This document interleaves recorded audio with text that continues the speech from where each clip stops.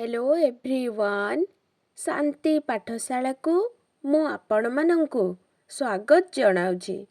आजिकार एक नूतन वीडियो रे आमे आलोचना करिबा डिजिटल इंडिया विषय रे एक सुंदर विषय वस्तु। वीडियोटी को शेष पर्यंत निश्चय देखिबे।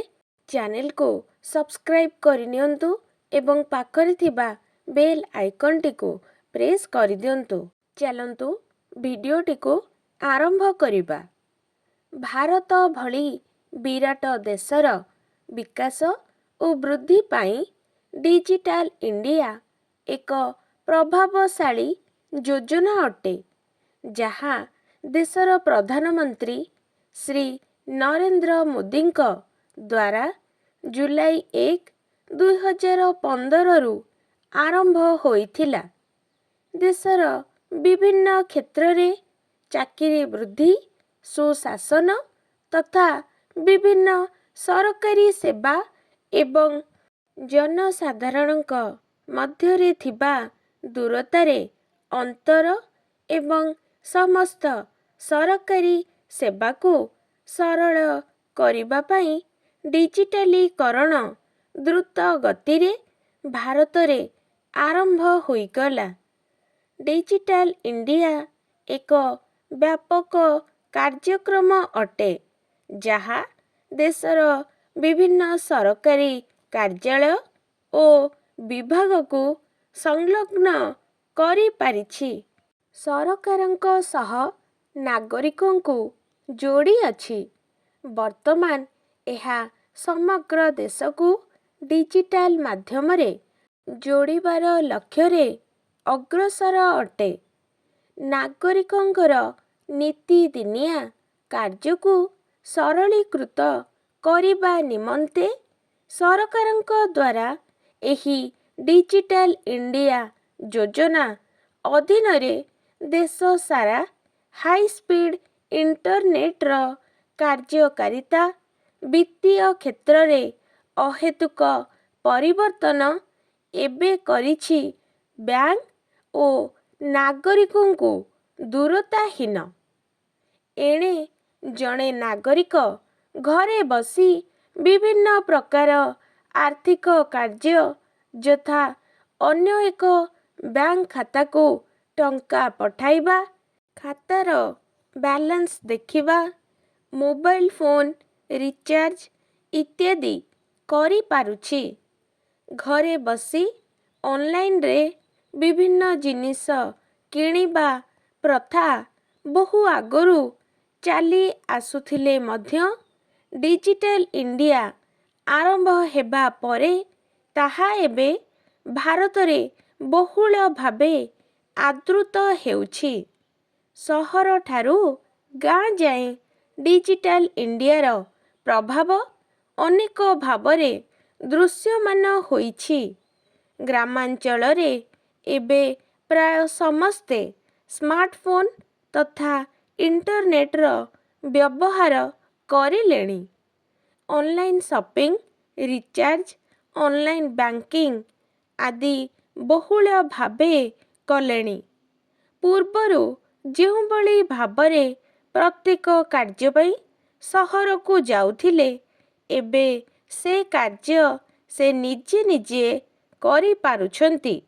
एथिपाई सरकार डिजिटल साक्षरता अभियान मध्य आरंभ करिछंती, जहा द्वारा ग्रामीण अंचल रे लोकमाने डिजिटल इंडिया विषय रे जानिबा सहित कंप्यूटर, इंटरनेट और स्मार्टफोन रो व्यवहार मध्य जानी पारिबे।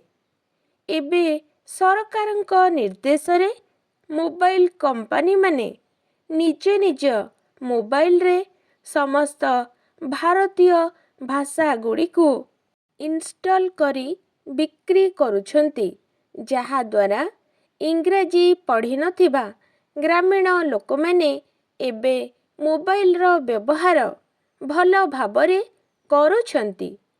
सरकारंक डिजिटल इंडिया अधीन रे आरंभ होइथिबा ई गवर्नेंस समस्त ଜନସାଧାରଣଙ୍କ ପାଇଁ ବହୁଳ ସାହାଯ୍ୟରେ ଆସିପାରୁଛି। ପ୍ରାୟତଃ ଏବେ କେନ୍ଦ୍ର ଓ ରାଜ୍ୟ ସମସ୍ତ ସରକାର ସ୍ତରୀୟ ସରକାରୀ କାର୍ଯ୍ୟ ଅନଲାଇନ୍ ମାଧ୍ୟମରେ ହେଉଛି। ବିତ୍ତୀୟ କାର୍ଯ୍ୟ, ତହସିଲ କାର୍ଯ୍ୟ, ନୀତିଦିନିଆ ଛୋଟ ବଡ଼ ସରକାରୀ କାର୍ଯ୍ୟ ଇତ୍ୟାଦି ପାଇଁ ଲୋକମାନେ ଏବେ ସରକାରୀ କାର୍ଯ୍ୟାଳୟରେ ଭିଡ଼ ନକରି କିଛି କାର୍ଯ୍ୟ ଘରେ ନିଜ କମ୍ପ୍ୟୁଟରରେ କରିବା ସହ ସରକାରଙ୍କ ଦ୍ୱାରା ନିୟୋଜିତ କମନ୍ ସର୍ଭିସ୍ ସେଣ୍ଟର ବା ଜନସେବା କେନ୍ଦ୍ର ମାନଙ୍କରେ ସୁବିଧାରେ କରିପାରୁଛନ୍ତି। ଡିଜିଟାଲ ଇଣ୍ଡିଆର ଲାଭ। ଡିଜିଟାଲ ଲକର ଦ୍ୱାରା ଜଣେ ନାଗରିକ ତା'ର ସମସ୍ତ ସରକାରୀ କାଗଜପତ୍ର, ବିଭିନ୍ନ ପ୍ରମାଣପତ୍ର, ମାର୍କସିଟ୍ ଇତ୍ୟାଦିକୁ ନିଜ ଲକରରେ ଅପଲୋଡ଼ କରିପାରିବେ।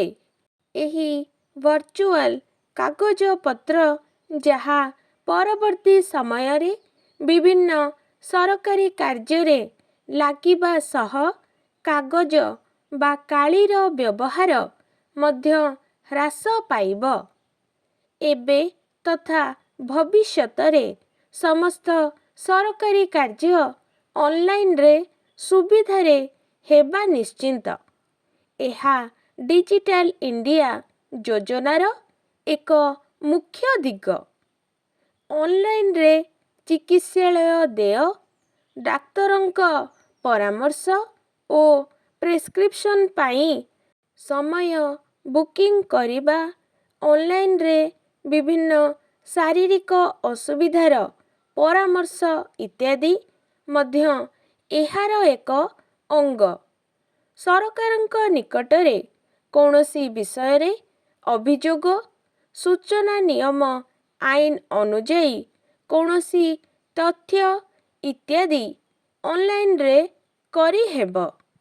ବିଭିନ୍ନ ପ୍ରକାର ଆବେଦନ ଯଥା ଛାତ୍ରବୃତ୍ତି, ବିକଳାଙ୍ଗ ଭତ୍ତା, ବିକଳାଙ୍ଗ ପରିଚୟ ପତ୍ରର ରେଜିଷ୍ଟ୍ରେସନ, ଆୟ ପ୍ରମାଣପତ୍ର, ଜାତିଗତ ପ୍ରମାଣପତ୍ର, ଡ୍ରାଇଭିଂ ଲାଇସେନ୍ସ, ଭୋଟର ପରିଚୟପତ୍ର, ସ୍କୁଲ, କଲେଜ ବା ୟୁନିଭର୍ସିଟିରେ ନାମଲେଖା, ପାସପୋର୍ଟ, ପ୍ୟାନ୍ କାର୍ଡ଼ ଇତ୍ୟାଦି ଏବେ ସରଳୀକୃତ ହୋଇଛି। ଅତି ସହଜରେ ଏସବୁ ଏବେ ହୋଇପାରୁଛି। ଡିଜିଟାଲ ଇଣ୍ଡିଆର ଆରମ୍ଭ ଭାରତରେ ହାଇସ୍ପିଡ୍ ବ୍ରଡବ୍ୟାଣ୍ଡ, 4G ଭଳି ହାଇସ୍ପିଡ୍ ଇଣ୍ଟରନେଟକୁ ସ୍ୱାଗତ କରିଛି, ଯାହାଦ୍ୱାରା ଯେକୌଣସି ଅନଲାଇନ କାର୍ଯ୍ୟ ମାତ୍ର କିଛି ସମୟରେ ସମାପ୍ତ ହେଉଛି।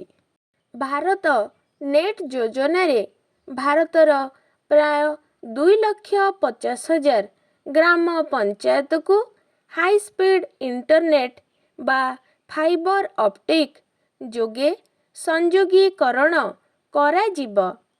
ଆମେରିକା, ବ୍ରିଟେନ ଭଳି ବଡ଼ ବଡ଼ ଦେଶ ପରି ଭାରତରେ ମଧ୍ୟ ମୁକ୍ତ ୱାଇଫାଇ ହଟସ୍ପଟ୍ କରିବାର ଯୋଜନା ଆଗକୁ ରହିଅଛି, ଯାହାଦ୍ୱାରା ସମସ୍ତେ ନିଜ ସ୍ମାର୍ଟଫୋନ କିମ୍ବା କମ୍ପ୍ୟୁଟର ବ୍ୟବହାର କରି ମୁକ୍ତରେ ଇଣ୍ଟରନେଟ ଚଳାଇପାରିବେ। ଡିଜିଟାଲ ଦିଗରେ ଅଗ୍ରସର ହେବା ପାଇଁ ବୈଦ୍ୟୁତିକ ଯନ୍ତ୍ରପାତି ଇତ୍ୟାଦିର ଉତ୍ପାଦନ ଓ ଚାହିଦା ବଢ଼ିବ। ମେଡ୍ ଇନ୍ ଇଣ୍ଡିଆ ଯୋଜନାରେ ଆମ ନିଜ ଦେଶରେ ଏବେ ସମସ୍ତ ବୈଦ୍ୟୁତିକ ଯନ୍ତ୍ରପାତି ଆଦି ନିର୍ମାଣ କରାଯିବ। ଆଇଟି କ୍ଷେତ୍ରରେ ବହୁଳ ଚାକିରିର ସୁବିଧା ବେକାରୀ ସମସ୍ୟା ମଧ୍ୟ ଦୂର କରିବ।